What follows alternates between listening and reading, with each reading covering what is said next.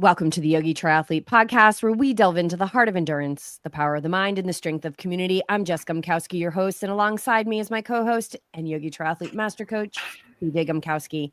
Today, we are thrilled to bring you another chapter of our Ironman Arizona First Timers series as we check in with our 5 athletes, Emma, Brenden, Melissa, Patrick, and Laura. Now less than 3 weeks from race day. Each of these athletes have traveled a unique path to arrive at this point, where confidence and excitement mix with nerves and visions of that iconic Ironman finish line. As they traverse these final weeks of preparation, they are drawing upon the strength, support, and power of the Yogi Triathlete community. Today, we'll dive into what they're experiencing in body, mind, and spirit, and we're sending each of them blessings for a smooth and safe journey to the starting line. So join us as we share in their final preparations and honor the dedication it takes to reach to this point. Let's get into it. You guys, welcome to the show. BJ, maybe you can kick us off with our first question. Sure. Okay. Well, this has just been the theme. What's going to come into my mind? What's your current mindset in terms of what you are going to be achieving in the next 3 weeks? Like where has your thoughts gone, and how is it focused on what still needs to be done going into Ironman? Let's start with you, Patrick. Good question. Honestly, I've been focused on making it to the taper week. That's been my main goal. Starting to feel tired a lot. Life has gotten really simple. I work out, I eat, I nap. Naps have become a big part of my day. But it's been good, actually. So my main focus has just been like consistency, like how can I make sure to get all my workouts in? For me, it has really been, and you know this, BJ, because you've been working with me, it's just like trust the process, hit the workouts, you know, if it make them a priority, and listen to my body. So beyond that, just functional stuff, just getting prepared. I mean, it's really starting to feel real. 3 weeks is a lot different feel than 3 months or even 7 weeks. It is on the horizon. So I feel excited, anticipation, just really, like understanding my ignorance about like what I'm going to go through, like blissful ignorance, but at the same time realizing there's some things I'll experience. I really felt it today or yesterday on the run. I haven't been able to run that much because of I had a broken ankle and a partially torn Achilles. And so it's been exciting to see how quickly I'm able to run and get back, getting close to where I'm at.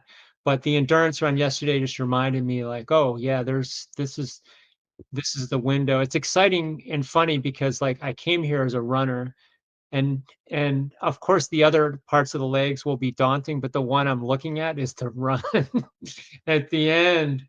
But I'm excited. I really appreciate being here with the community. I had the ability on my ride to listen to all the podcasts this weekend, which brought me that much closer to all of you.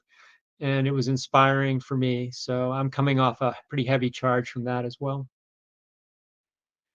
How about you, Emma? Yeah, I would echo a lot of what Patrick said. I think I'm trying to take every day one by one as it comes and just tick the workout off the list and get through it. I've had a couple of moments where I've started to try to conceptualize the day, like, okay, I'm going to be in the water for an hour, and then did my first century ride this weekend, which was kind of a cool thing to check off the list. And I was like, damn, that is a long way to go on the bike. And then, just trying to get through every piece individually, taking the workouts as they come and not trying to get super affected by how long I feel like the day is going to be.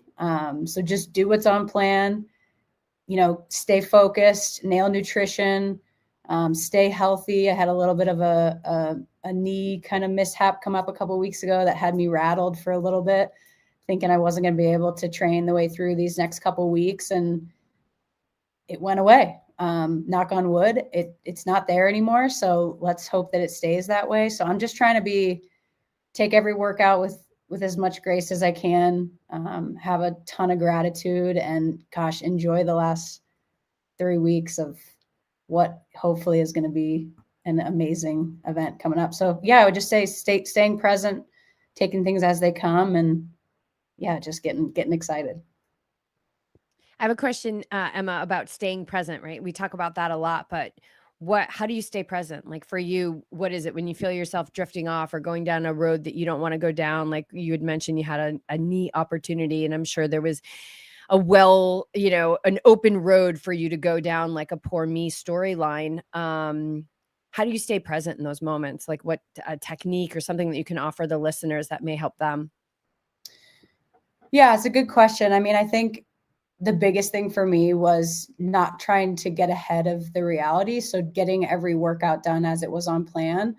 I was able to focus on swimming when my knee started to flare up a little bit. And I think it was just having gratitude. I remember saying to BJ, like, I feel like because I have a swimming background, I don't want to say taking the swim as seriously, but it gave me the week to really focus on getting in the water and, focusing on the things that I can control. And like I said, just kind of like having gratitude and communicating openly with BJ about how I was feeling, and kind of letting him talk me off the ledge a bit and keep me on the straight and narrow, knowing that I've done the work up to this point, and a couple weeks where I have a little bit of a wiggle in my knee, like it's not going to break where I'm at. So just being communicative, focusing on what I can control, and trying to put energy into what I can do. Mm-hmm. Thank you. All right, Brenden, we're going to throw this over to you now. Just about mindset, like where's your mindset been? Where is it now? Are you working with it as you lead up to this epic feat? I guess like just been trying to stay neutral, and BJ and I had a talk once about just trying to check off the boxes during the day. And that's been kind of like keeping me grounded and not getting too ahead of myself, or potentially like kicking myself if I, let something go short, or, skip something because like it's just not feeling great in the body that day. And it's kind of helping me just focus on eating and trying to stay rested. I've been like feeling like this super delicious fatigue these days that's kind of been creeping up. So it's just like a lot of focus on eating and drinking a lot of water right now, which I think is pretty important. And super simple, which is easy for me to do. Yeah. All right, let's move on to Laura. Hello. Hello. Yeah, how's that mind treating you? Where are you with things in the mind? We know that, race day, they say, is 90% mindset. And so that mindset on race day is being developed now and in the weeks and the months leading into it. And where have you been with it, and where you are now? Just extreme belief. So much belief in myself that I'll do whatever it takes to accomplish it. But I just think it's the easefulness. It's the constantly coming back to where I am right now. The gratitude, like Emma was saying, is huge. All day on my run yesterday, and it was a testing run because I did a dive. I tripped. I ran the trails, and Rogue dragged me a couple more inches, and I got a little cut up and tipped over my bike last week and rolled my ankle about 10 minutes after my dive. And it was like, how would I handle it on race day? I'd get up and I'd keep moving. I'd test my legs. I would check in with my breath. I'd be grateful for what is okay. And I just kept being like, this is just part of learning, part of training, part of getting up and continuing. And why all of a sudden it's happening now, I don't know. But how do I continue to show up healthy? And there's been a lot that's happened the last 4 weeks for me. My mom passed away. My biggest fan, my best friend.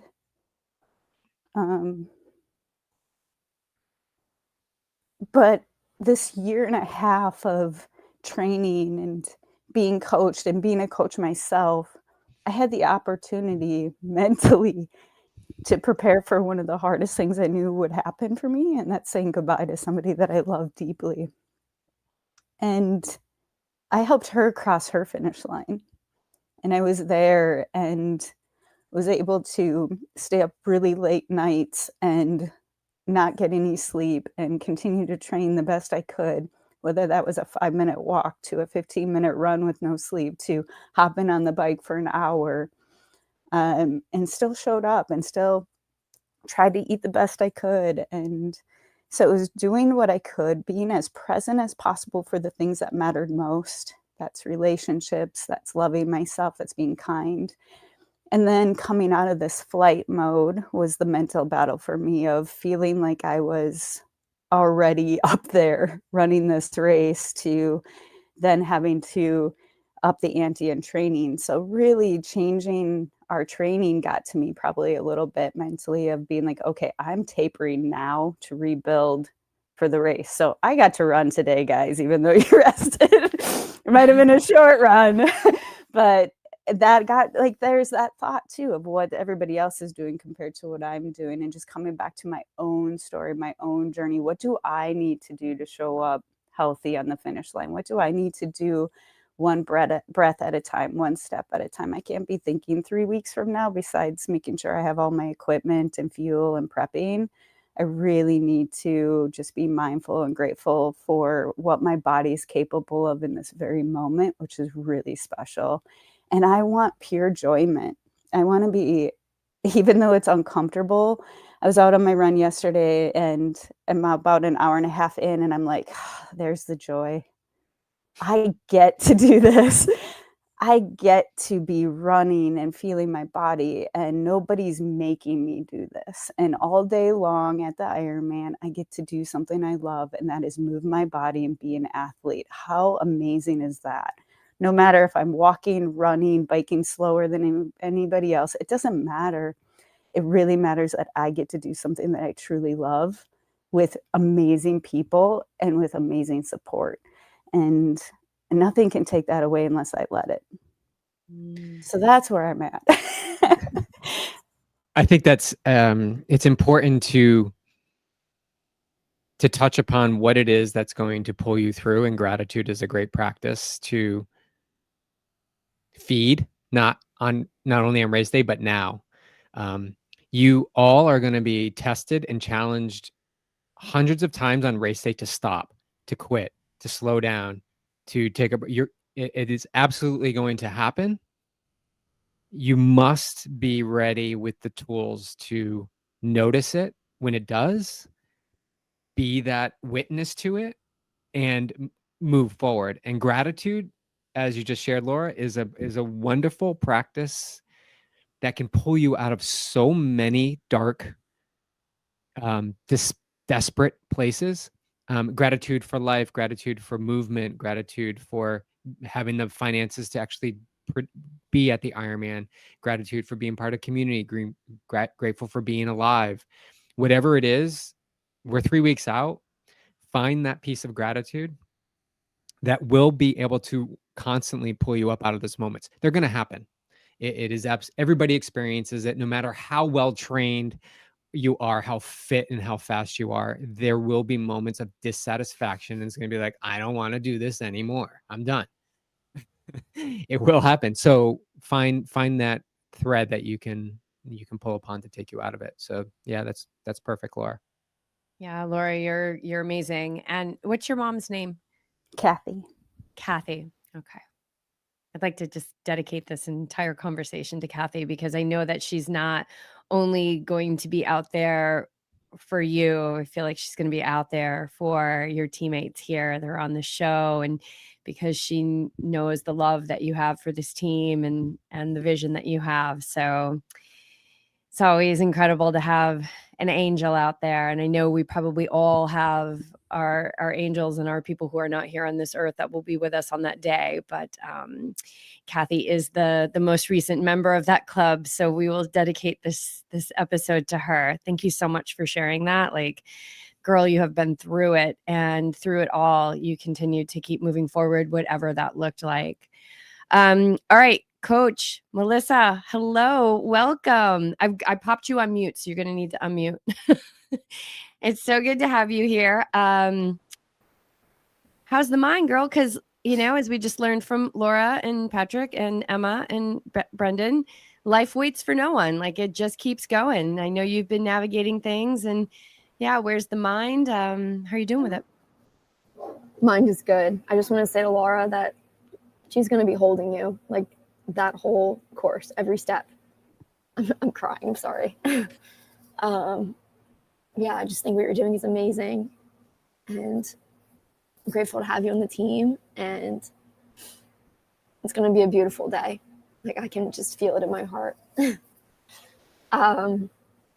Yeah, I'm so excited to race. Like, I feel super ready for it. I think as far as watching my mind right now, I have to trust that I've put the hay in the barn. Like, it's there. I've been training for this for, you know, like, it feels like 8 months.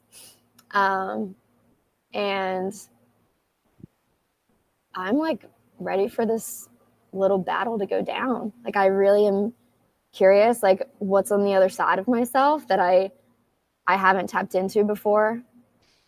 And I'm just kind of excited to see what comes out. And I really am trusting of, like, no matter what, like, I know I will finish that race. I think BJ is a huge testament to that. I also had another friend at Kona as well, and he had COVID, and he still did the race, and he's 73 years old.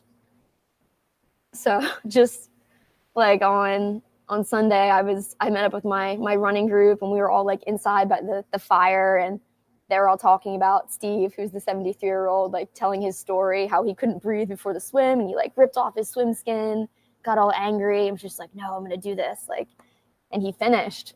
And then I was like sharing BJ's story, and just like all of us were like, wow, like we are just so capable of so much more than we think on this earth. And I think that if we can, just trust that we will be guided to the end, like we will. And I think you need to take the ego out of it and just give it what you have for the day, and find the joy and the gratitude and feel the energy of the crowd, and just loving that you're able to be there, and let that take you all the way. Yeah, you know, something I said to BJ before Kona, and I'll say it to all of you and anybody who endeavors this, you're going to have 1,000 reasons to quit 100 times over, you know? And so, you know, the other day we were looking at BJ, and obviously his reasons, there were some reasons that, you know, were pretty obvious, but, you know, I said to him in the same thing, it's just like, but you're not special, because everyone out here is going to have 1,000 reasons to quit 100 times over. And the ones that get to the finish line, they take the next step, or they take the next stroke, or they, you know, put their foot on the pedal. It's going to take you to the core of who you are. And getting to that finish line is not easy for anyone. The person who wins, the person who's last, everyone is going to overcome 1,000 reasons to quit. And so it's just that, as Emma had used that word, present, you know, just like next step, and moving forward from there. Yeah. Right next door to like success is a decision that will make you unsuccessful. I could have easily not finished on Saturday. Easily. It was right there, constantly right there. An hour away from not, like, it was right there. But you just constantly make decisions and choices in the moment, and then detach. So you decide what you're going to do, and then detach, decide and detach. You burn a lot of energy when you're in decision fatigue, when you're like, should I keep, what should I do? You got to decide and then detach from whatever that outcome is presented to you, knowing that it's, as Melissa was saying, like we just don't know you don't know what's out there, but you have to believe that there is something there. You just have to decide. So I know we focus a lot on the mindset piece, but it really is evident in Ironman. As you've seen, I'm fit and strong, and I didn't train the past 3 weeks. So how is it even possible? It's simply the choices that you make with your mind, and believe, how we all started this belief. So with that, let's talk about the physical preparation. And if you guys have had any particular milestone or hurdle that you've had to overcome in the past few weeks. I know Emma shared hers. Maybe we'll start with Emma. Yeah. So hurdle or milestone, something that you achieved for the first time, or, a hurdle that you were like, oh man, like who put this hurdle there? Yeah. So either way, they are both valuable. Yeah. Who are we starting with? Emma? Yeah. All right. Emma. Yeah. I mean, I kind of mentioned it earlier, but I actually bought carbon shoes and went out for a run the day that I got them and tweaked my knee somehow. And I panicked and I freaked out, and I haven't worn the shoes since, but verdict's still out on if I'm going to wear them for race day. But yeah, just kind of like came in after my run, really wasn't feeling, knee felt a little bit off, went to a friend's house, kneeled down, hugged her son, and like something did not feel right in the knee. And I like instantly panicked. And yeah, I mean, I think it was just like a true practice. And like my initial reaction was just like, how am I going to do an Ironman if like my knee hurts? Like, I can't run a marathon. Like I'm not gonna be able to bike. Like, it's just like my knee, my mind just went to like all the possibilities of all the negative things that could happen. And I think I just like let myself sit in that for like maybe 24 hours. And then I made the conscious choice to control the things I can control. And like I said, like I got in the pool a lot more that week. I started to feel the water better than I felt the water in the last couple weeks, which was really great. And just like that, like, I don't know what happened, but 10 days later, like no pain in the knee. Went for a long ride on Saturday, long run on I guess it was yesterday, and body feels pretty solid. I mean, am I a little sore today? Sure. But knee feels good. And yeah, I think just like focus on the good stuff and, don't get super fixated on anything negative that's kind of impacting your ability to see through that. So yeah, definitely a panic moment for me, but we're on the other side, hopefully. And I texted BJ today being like, how about a longer run next weekend? So we'll see. All right. I love it. Yeah. And I think what you guys keep talking about is it's like, just because, at YogiTriathlete, we're all of us like on this podcast, like we're the mindset people. This is what we do. This is what we bring to the sport, to endurance athletics, like nobody has ever done in the history of triathlon before. And that doesn't mean that you're not going to have a knee pain, right? And so it's like, okay, how do I respond to knee pain? Well, I had a panic. That's how I responded. Okay, now how do I respond to the panic?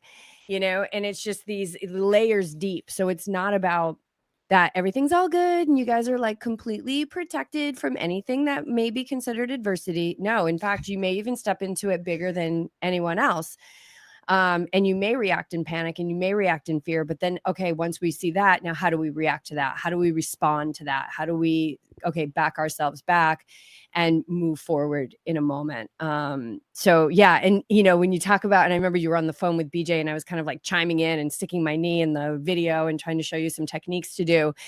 And the thing is, it's like when you talk about a knee, there's so much baggage that goes around with that. Because everyone's like, oh, the knee, like, there's just this like emotional baggage and fear that goes along with that part of the body. But then look at you now, right? Like, I think one of the biggest things I've learned in 20 years of being an endurance athlete is like, it's not always an injury. Yeah. It's not always an injury, even if it is the knee, even if it is, the foot, it's not always an injury. So good work with that. Brenden, how about you? Milestones or hurdles, wherever you want to go? I'll do like a little mix of both. All right, Actually, I got a chance to think about it during Emma's answer. So like Last Monday was my longest ride so far. It was 5.5 hours, which I was pretty stoked on. The night before, I was getting the bike ready because I'm pretty notorious for leaving it on the trainer until the morning of, and then scrambling to take the wheel off, which is always fun for me. So I was getting the bike ready, and I just had some super annoying like rubbing on my back disc brake that I didn't know how to fix. That wasn't gonna like allow me to really ride outside that well. So that sounds all bad, whatever. But the next day, I got on the phone with Todd, brought the bike in early in the morning, had him check it out. He fixed it in like 20 minutes. Started the day super late. I think I got out the door like 11 o'clock for this 5 hour ride, which is pretty crazy. But I think I got 4.5 hours done outside, got some intervals in, and then instead of like cutting it just because of time, I went inside, put it on the trainer for an hour easy to get the full 5.5. Where in the past I would have freaked out or been like messaging BJ during the ride, being like, "What do I do?" And I'm like, "I know what to do. Like, I know how to finish the ride. It's fine." Then had a nice brick run after that. I also finished all 5 of my bottles just to go back. I had all 5 of my bottles and a Coca-Cola, and I think I had a peanut butter sandwich when I was on the trainer. So been fueling well, and then did like I think 30 minutes or 45 minutes off the bike. Not at 9-minute pace or not slower than 9-minute pace, which is what I was supposed to do. I did that a little too quick, but I just love running off the bike. I'm super excited about that for Ironman. Just a really long run off the bike. I really just want to run off the bike. Like that's my biggest thing. It's just like a 8-hour warm up for a marathon. It's what it feels like to me. So I'm pretty stoked on that. It felt good. Been experiencing some sensation in different parts of the body, but that's all kind of working its way out. I feel, especially with taper coming in, I think it's all going to kind of settle down nicely. I have evidence that it has been, so I'm excited about that. And yeah, that's been my triumph and my struggle all in one. It was a good day. Yeah, I love that. I love that example. Thank you, Brenden, because you can have hurdles and milestones in the same workout. It's Ironman training, and it is 100% expected that you're going to have different parts of your body talking to you along the way. And there's no difference in what you're going to experience, like we talked about on race day with the outs, than you'd experienced on that day. The bike rubbing, it's getting dark out to get on the trainer. Do you still go out for a run? Those are all decisions that need to be made. And most often the mind is going to, go with what's most comfortable or what's practiced. But you decided to continue on. Those are the same moments to pull upon in Ironman when you are like, I really wanted to run and I'm 2 hours in and I'm like, man, I don't know what's happening. You pull upon those moments, you're like, pull it together and pull it together. I can't tell you how many times I've had those conversations with myself. It's just pull it together here, take a breath, interrupt the energy and reset and move forward. Because it's so easy to slip into the easy slipstream. It's right there. It's right there for you, but you didn't. So there's many successes, not just that day, Brenden, but in a lot of your training that need to be celebrated and that you can pull upon when it gets really tough on race day. Yeah. Let's go to Laura. There's so many challenges. There's so many every day. But I think I have to go back and just I don't like the word just. I go back and I'm going to celebrate doing the half, because that was a big milestone for me, was completing the half. And then we never got a chance to talk about this, but many of us got new bikes. And that was part of finally getting fitted, going into aero now. And my hiccups and hurdles from day one have been finding gear to fit me. And so my shoes were a little too big, had to order more shoes, waiting for new clips, and the financial part of when do I order it? What's more important first? What do I need to do? My helmet being in between sizes, is it gonna fit? BJ, what size is your helmet? Just all the gear question, all the trying to figure out what fits me to be the most comfortable on race day has been an obstacle for me since day one. But because it has been an obstacle since day one, it was always manageable. we always figured it out. I know no matter what, I'm going to be okay on race day. So I'm going to be able to do the best I can with whatever I have, because that's what I've been training like from day one. So it's been an obstacle, but a learning moment as well. And so physically, mentally, emotionally, I mean, I've had just a broken yet open heart. My body's felt broken at times, but so open and beautiful. And I'm grateful for all of it. And so I don't know if that's I think the biggest hurdle is just finding a way to understand how my bike's supposed to feel.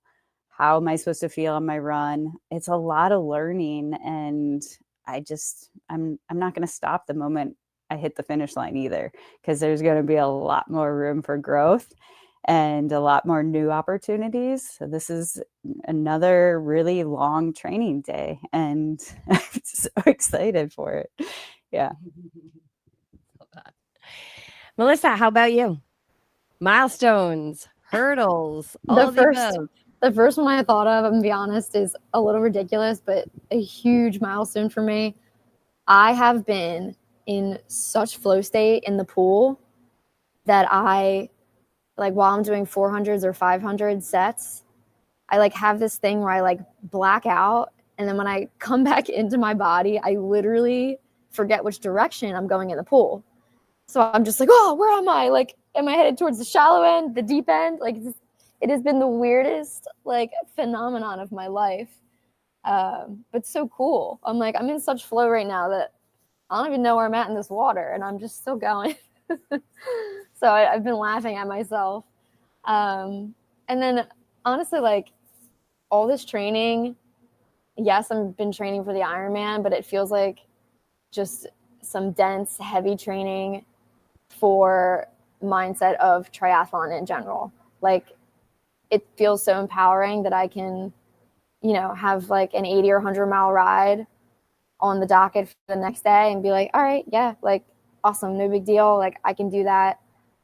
This feels like exciting for me to go do. And like, same thing with the running and the swimming. Like, the longer distances, they feel super challenging, but like, I get excited to do them. And before, like, I would say, you know, 100-mile ride, that scared the shit out of me. And yeah, it's become fun to like eat all day and keep on going, and I've just been loving it. Yeah. Patrick, how about you? What are you moving through? What have you achieved? Oh, everybody was so inspiring. I appreciate everybody sharing, because it's like I can relate with everything saying, which makes me not feel alone. But I started thinking about this because, you know, that's what I do. And so physically having this Achilles, partially torn Achilles in June, you would think the broken ankle would have been the one, but I laugh because I'm out there like, I forget I broke my ankle, my right ankle, but I'm thinking about this left Achilles a lot. I had a run about 2 weeks ago. It's supposed to be 2 hours, and in 90 minutes, I started feeling a little cramping, and I had to stop. And so that was actually a milestone for me to listen and stop. Like, I think I'm okay, but I'm just going to stop because I need to win the marathon here, not this. I don't need to finish this run, because I had a goal of doing a half marathon that day. So that was a hurdle, though, like being able to listen, realizing my gait's changed because of the injuries, and just allowing the growth. Laura mentioned the bike. I got this really nice, sweet triathlon bike, but it's like, you know, it's like getting a Lamborghini and not used to having that much power. Like, I just hop on it sometimes, and it's, you know, it's I don't want to say it's not as comfortable, but it's built to go, right? So having to do like more stretching and prepping myself, I tried to fit it myself, and now I have it fit, and it's starting to feel like, look at the positive side, which I'm getting more comfortable riding that way, and also not realizing my shoulders aren't bothering me as much, because it's just better for my body to be in that position. That's been a win. I didn't talk about this much, but like, I had a shoulder impingement and tennis elbow I'm dealing with too from swimming. And so my thing has been, and BJ knows this, is making lemonade out of the lemons. So it's like all these injuries the reason it wasn't the first time I felt this, but this time I didn't listen when it happened. So I just kept swimming, and I'd watch YouTube videos and they'd say, don't let it get bad. And I'd be like, yeah, I got it under control. Well, guess what? I ended up in the cave with really bad bursitis in my shoulder and my elbow. And that forced me to do the rehab every day. And I've been doing the rehab every day for like 2 months. And it's taken that long to be at 90%. But what happened out of it is I had to slow down in the pool instead of like, all right, I got to swim faster, because I just like knew I wasn't a fast swimmer and it was just pissing me off. And I had to focus on my stroke, and just really allowed me to become a more aware swimming. So that's been good. The other thing that happened too, honestly, is like when I first started swimming, it was like, all right, don't drown. Can't wait till this is done. I made it. Now I'm comfortable in the pool. And now it's like, I hop in, I'm tired.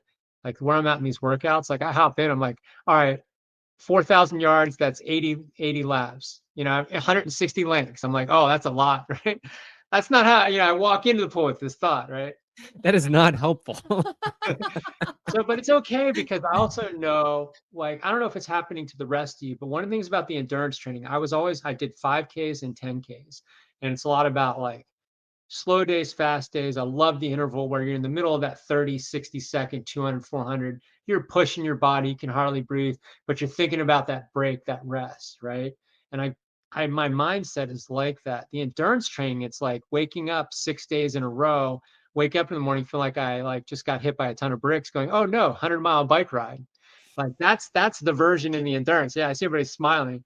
So like, but knowing, oh, you know what the funny thing is? Knowing I'm gonna get out there and I'm gonna be tired. But what's crazy is this burst of energy I get like 4 hours into the 6-hour ride, where I'm just like on fire, or 2,000 yards into that 3,500-yard swim. I'm like, wow, I have more energy than I did 3 days ago. That's when I realized how the workout. So, and that's good for me, because then it's trust. I'm like, all right, I just show up, I do the workouts. Having my bike fit, I've had some issues with the bike too. I just got it back from the bike fitters today. So that's just been a hurdle, really doing all the things that I can't quickly fix, like getting a spare derailleur for my bike, because I realized canyon derailleurs are something you definitely want to have a spare part about. And, even bringing my road bike just in case, like things like that, since I'm likely going to be driving, and like getting, driving to get my bike fit, and my car is now having issues, and just because I need to spend more money on things. So these are the things I just kind of like, for me, it's like, I think it's, basically the birds are fed every day. I just wake up, make good decisions, and just continue to show up. And oh, what's a funny story I'll finish with? It's pretty funny. So I go get acupuncture usually once a month, but since I broke, and I have a high deductible, so I pay for it. Luckily, I have a friend who's an acupuncturist. But one of the benefits of breaking my ankle is I hit my deductible like in March, right? I paid $2,500 for this $25,000 surgery. So now I go see my acupuncturist, and I've been seeing her every week for like I'm going to see her every week through the race. So it's like, all right, that's some lemonade, right? It's like, it's only $20. I'll just go every week, right? And it's been amazing to have that in helping me heal. I have to give her some credit for my shoulder and ankle stuff too, because she's been focusing on it. So those are some of the things, but I said it in the last thing. I'm hearing everybody, which reminds me, this is like, the race is going to be like a thing for sure, but the journey to get to the race is just part of this experience. And I'm already starting to feel the gifts, like even this call today and stuff, just like, what a great, fortunate thing we all get to do this together. You've described like I guess the definition of what it's like with endurance sports. It's you've got to bump up and move beyond that 4-hour mark on the bike so that you can experience the 5th hour of energy. You need to pay the $2,500 deductible in order to reap the rewards of the low copay or whatever, or free afterwards. You have to go through these things to get beyond. And as you continue to do endurance sports and similar activities, it's only going to keep raising. So you may have to go through 6 hours before you get to that energy level. And that's what keeps us coming back. It's that, I guess, an addiction where we get to that moment where we've been to before, and we're like, oh, well, what's going to happen now? And you must go beyond that somehow find a way to go beyond that, to tap into that next level of amazingness that's going to be served up for you. But it's the difference between the athlete that gets to the finish line and the athlete that doesn't is those moments. How do they treat those moments when the challenge is so extreme, or that the challenge keeps coming one after the other? Oh, now this happened, and then this happened, and then this happened. Well, things are going to continue to happen because they're challenging you to find the necessary ways to get through it, to get to the other side of it. So what you've shared, Patrick, is just so it lights me up, because that's getting what endurance sports is about. It's that constant finding a way. It's gonna continually come. It's not like you're gonna cross the finish line in Arizona and be like, oh my God, like this is awesome, like things are great. No, then it's gonna be something else, and probably something bigger.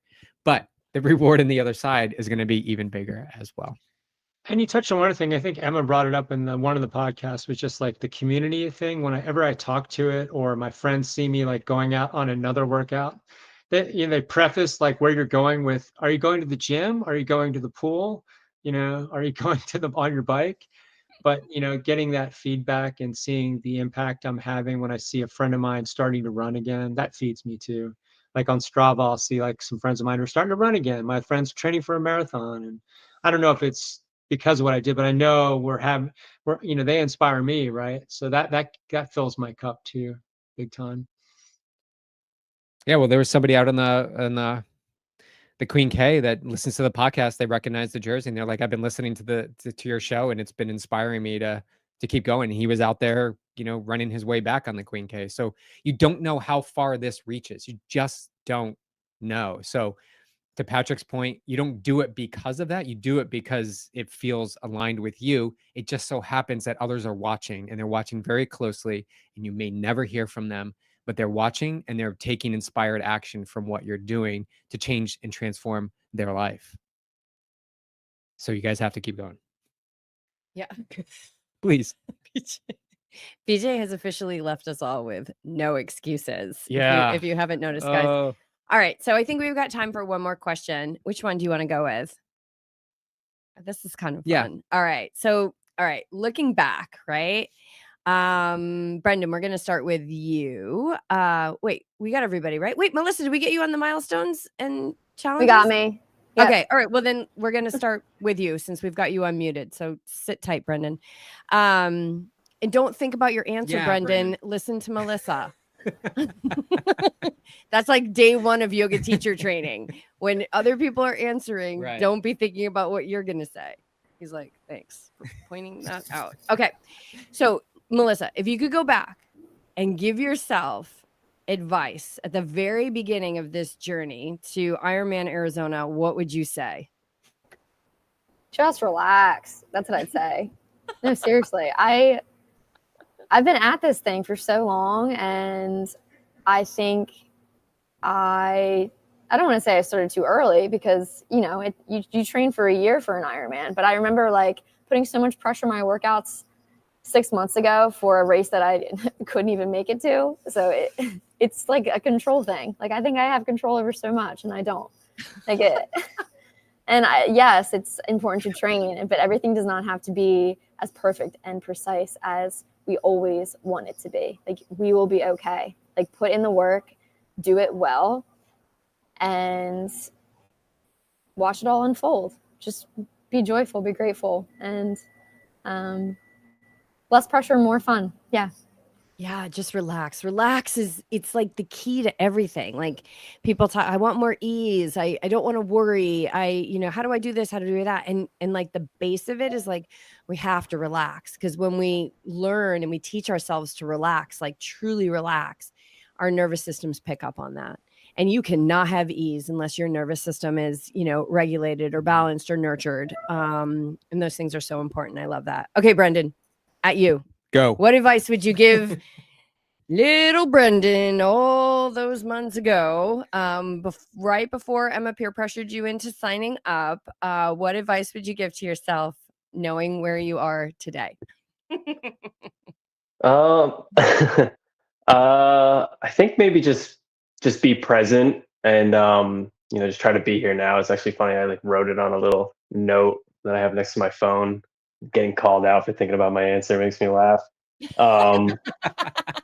So I think like I noticed from, I guess from Western Mass until now, I would definitely get carried away.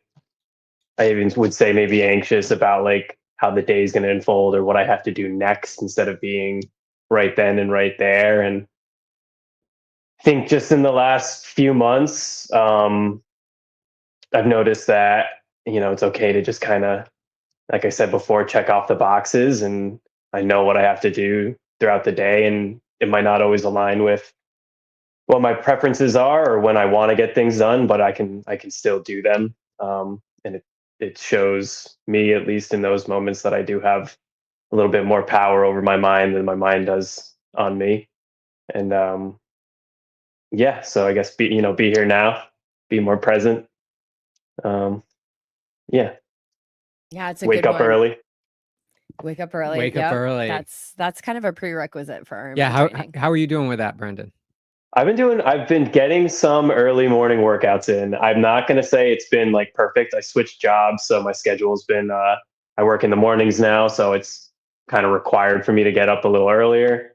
So I've gotten a couple 6 a.m. runs in, a couple early bikes in. I like going to the pool early, so I've gotten a few more 6 a.m. toes in as well. And it's nice. Like I noticed, at least for me, I can speak to myself, that like I have a lot more sustained energy throughout the day. When I get a nice like early morning workout in, I can usually keep that with me throughout the day, which is nice. Instead of doing like a workout right around lunch, skipping lunch, and then eating later, and then feeling tired and yada yada yada. Those early morning workouts are sweet. Seeing the sunrise is awesome. I think we can all probably agree on that. Yeah, that ebb and flow, Brenden, right? It's not all or nothing. It's not like, as of Monday, October 1st, I'm going to get up every day at 6 a.m. and do a workout, because all or nothing usually resolves to nothing. So if you're curious about something, waking up early, start to wake up early here and there where it feels great. Celebrate it. Move on when it doesn't happen, and watch over time, however long, doesn't matter. We don't know. Watch you become a morning person. Watch it just naturally begin to happen. But it takes time. It takes time, and it takes the courage to start. To just simply start by going to the pool one day in the morning. That's simply how it starts, and you just don't know where that's going to take you. So awesome, Brenden. I know morning is a challenging practice for those that don't practice it already. I understand that for sure. But it's also, again, takes a lot of courage to begin to change that. So good job. Thanks. Yeah, and practically, I mean, the race starts really early in the morning, so kind of have to be up. I mean, you got to be up super early if you're eating 3 hours before the race. So we're talking 3 o'clock wake up calls. Yeah. And don't like this weekend we were up for over 24 hours. 24 hours. Like that's just so wild when you're just up for a day. Like that's really living, I think. Like that's just amazing. All right, who's next? Who do you want? Let's do Emma. Emma. What kind of advice would you give to Emma? I completely resonate with what Melissa said. Like, just freaking relax. Like, this is supposed to be fun. Like, it's, there's so many moments where I feel like I've come up against, well, how am I gonna get everything in? And like, I have this going on, and I have this trip that I need to go on, and I'm moving, and I'm in Chicago, and I'm here, and I'm there. And it's just like, this is supposed to be fun. Like, take every day as it comes. Like, to your point, BJ, like, it's not all or nothing. Like, do what you can, accomplish what you can, seize the day and whatever that looks like. And the other thing I would say is just like lean more into community. I think like even just the past month where we've been more active as a group and like, checking in with each other and how's everybody doing and what's everyone got going on training this weekend. And like, that's important and that goes a long way. So yeah, I would say just like chill, like this is supposed to be, and it is. And for the most part, it is fun, but there's moments where I have, I come up against like stress, right? And it's like, just relax, like enjoy this, have a good time. And yeah, and lean into the other people that are doing it with you, because it makes it a whole heck of a lot more fun. Yeah. Awesome. It's so true. The fact that you guys, this is such a special bond that you're always going to have and share, which is just incredible. And that we have this medium where we can all come together in these times before, and that, you know, like Patrick said, he's been listening to the podcast during his workouts. Like, it's just incredible. And it really helps because you're all in the same boat. Like, you're all in that same Ironman tunnel. And you're about to emerge in just a couple of weeks from now. Laura, what would you say? Been trying very hard to be present and listen to all the answers and not think about my answer. You don't want to get called out. It's very hard to do. So hard. So hard. I really, this is the thought that I've been having those. I wouldn't change it. I don't know that I would change it because I feel like I've been giving myself this advice every day. Maybe I'm just hearing BJ over and over again in my head, but to let go, to detach, that you're capable. It's stuff we've been talking about from the very beginning, that you can do it all. You are capable. Because there was so much question of, can I do all the things I needed to do plus take care of myself and train? But it was this constant belief, and going back to that belief, going back to the groundwork. I needed that foundation to step into the next thing, to step into the next thing, into the next thing, and receive it. And so I think I've been just filling myself with so much belief and faith in the process that maybe, I don't know what I'd say, that you're going to earn it.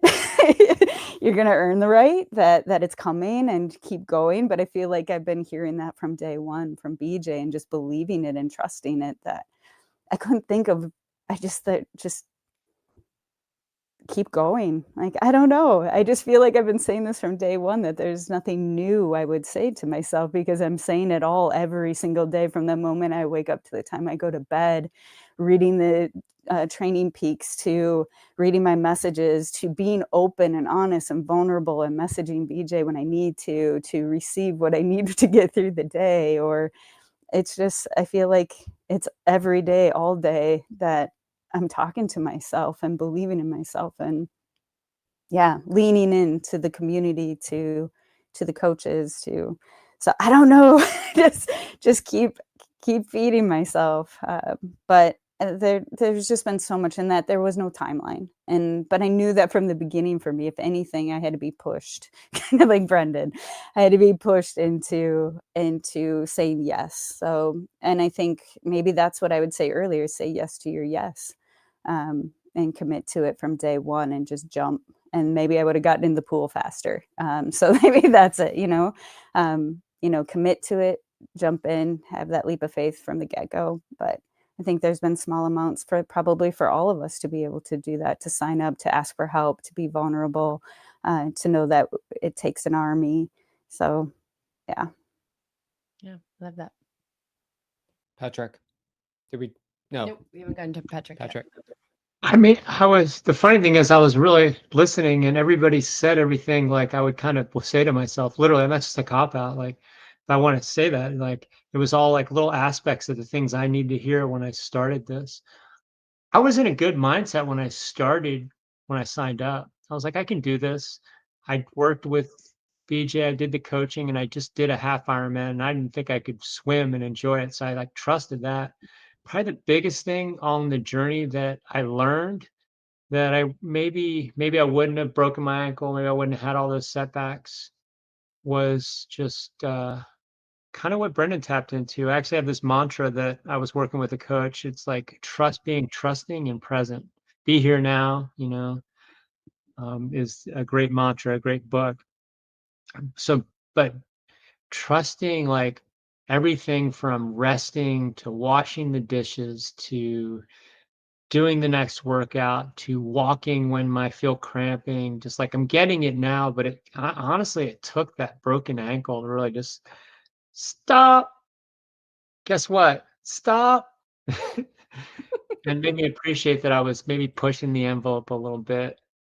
And so hearing that day one, and then, just kind of relaxing. It was my version of relaxing. I was just packing it in, and I still pack it in, everything I can do.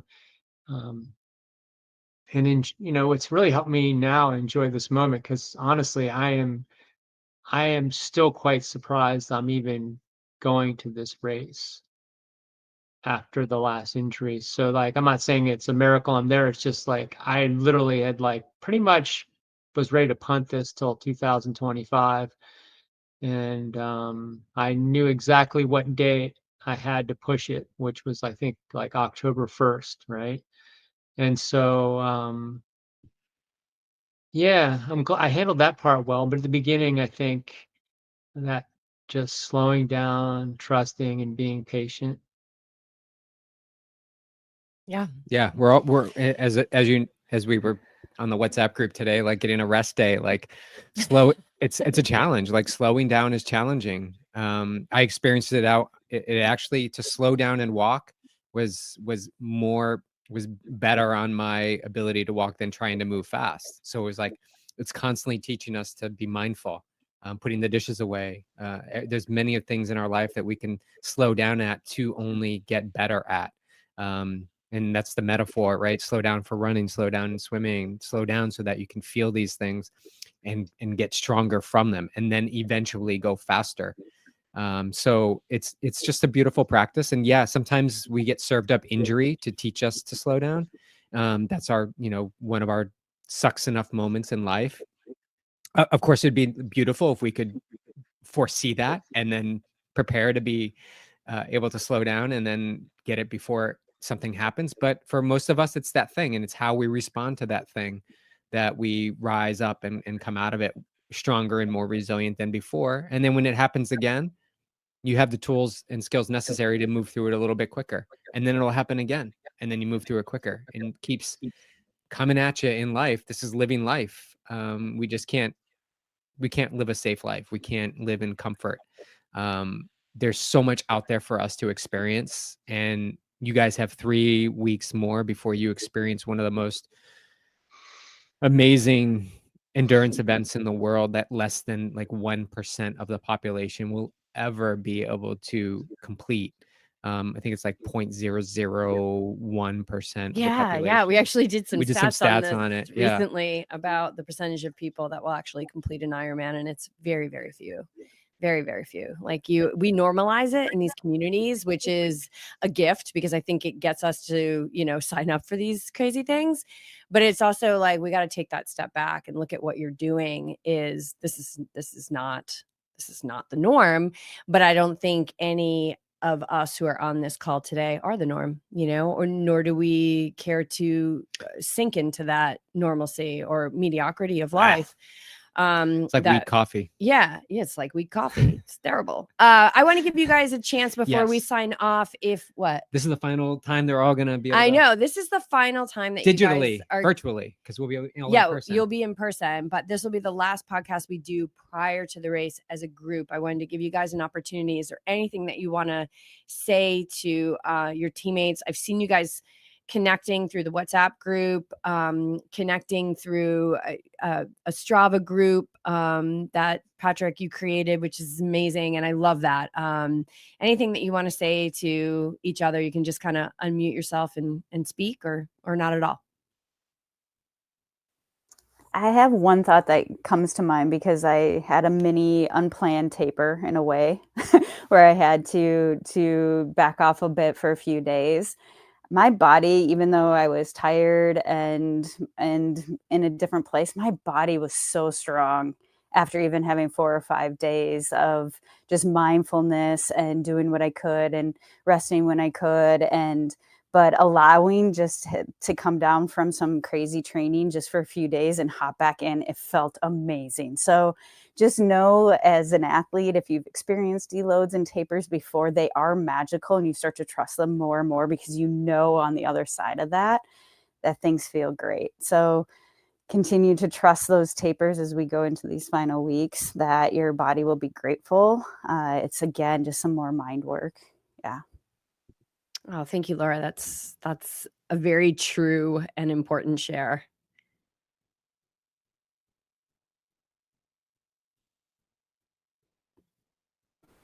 I'm excited to feel the energy of all you guys on the course.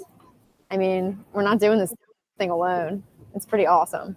Like, I'm going to be thinking about everyone on this call individually, BJ included and Jess included. throughout that course. So it's just super grateful. Yeah, I think we need to put Laura, is your mom's same last name? DeGroot? No, it's Marks, Marks. Yeah. I think we all need to put Kathy Marks somewhere on our bodies during the race. Oh, it's beautiful. Thank you. And I have to tell Melissa, she gave me a fist bump while she was on the trainer. And I was on the trainer when I was listening to yours, just fist bumping you back. Like, so, and another thing that motivated me during my half was knowing that we'd be back on a podcast again. Like we're going to be cheering each other on, but I want to show up and be like, we did this. And I want to do that with all of you and be together in that. Yeah, I think the Kathy marks on our body will be good. Yeah. High fives are required on the run course if you ever see another Yogi triathlete. Absolutely. Absolutely. Brenden, any final words? Yeah, no, I mean, it's going to be awesome to go out there. I'm excited for like the days prior, maybe days after, getting some nice ride, like some easier, maybe more chill rides or runs or coffees in. That's going to be pretty sweet. I'm just excited to go to Arizona. And yeah, I'm down to, if I see anybody out there, I'm going to try to race you. So just Better watch out, Brenden. Yeah, I know. I Warming didn't up talk for any ya. trash. Jess and BJ were kind of talking me up. They're saying I'm talking trash. I was like, I think everybody's fast. I just want to beat Emma. That's the only person I called out. Yeah, it was I trained with her in person. I know I got a chance. I know I have a chance. She's just a fast swimmer. I was listening to the point counterpoint as I went through the podcast. I was like, oh, it's rallying now. It's rallying now for sure. It's always the quiet ones that will sneak up. Ooh, I know. I know where I stand. That is so true. I'll be pushing it. You guys are so awesome. We are so honored. I mean, it's like, that sounds like such a cheesy word, but I can't tell you, like, it's a great honor of our life. It's a dream come true to just even be on this podcast with you guys, to have hopped on earlier and you guys were already chatting, already talking, already supporting each other. And like, and I said that to you before we hit record, like the dream that BJ and I have had from the beginning with Yogi Triathlete is that Yogi Triathlete becomes this thing that doesn't need Justin BJ anymore. And that's the goal, like for us to step back and let this community just thrive, and it's thriving, and you're showing us that it's happening. And to be there on race day is going to be incredible. And you've got teammates that are literally traveling from different states to come and be a part of this. And that is a real testament to what you're about to step into, the power of this community, and how you all have contributed to it to really make it this thing that people want to be a part of. So thank you all for everything you've done so far. Just, look both ways before you cross the street. Like, stay safe in these last couple of weeks. Just relax. Like, the hay is in the barn. There's not a lot that you're going to do from now till race day that's going to put your fit. Like, you've got the fitness. We're going to put we're going to sharpen the pointy end, the frosting on the cake. Yeah, it's just about frosting the cake at this point.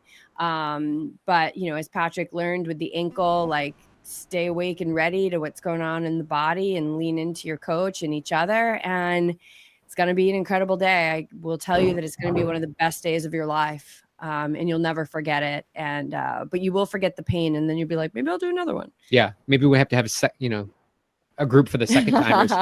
But we the second time around. We'll give you some grace before you don't have to make a decision. Start hammering the day after. No. 48 hours is plenty. Yeah. Can you qualify for Kona at this race? Yes. No. Oh, Nice. You qualify for women can. Men would qualify for Nice. Yeah. Which has been amazing, rolling down a lot. Yeah. So yeah, the ladies will be going for Kona and the men will be going for Nice. Both are incredible locations. Either swim in the French Riviera or swim in Kailua the uber Bay. Yeah, salty waters of with dolphins. Kailua Bay. Oh, I know. And jellyfish. Dolphins. Yeah. They're not the killer jellyfish. And they're in Nice too. Yeah, they are in Nice too. Yeah, jellyfish are in both places. That's so true. They're also in Cambridge, Maryland. Yes. Where? Yeah. I saw the Cambridge one this year. That was incredible. Like, running through feet of water. Yeah. It was wild. Oh my gosh. I'll just remember to bring my Advil. That's like probably one of my most important tools. My nutrition. Ibuprofen. Yep. Yes. Yeah. We will. We'll have to get a calculator out to see how many BJ took on Saturday, but it's a lot. But I probably had more ibuprofen in the past 3 weeks than I've had in my entire life. Hey, that's what it's there You do what for, you you have to know? do, Yeah, yeah. when you need it, you need it. So, all right, you guys, thank you so much for your time today. We really appreciate it. We know it's getting late on the East Coast. So we're signing off from the Big Island of Hawaii. Thank you so much. We're so grateful to you all. Mahalo.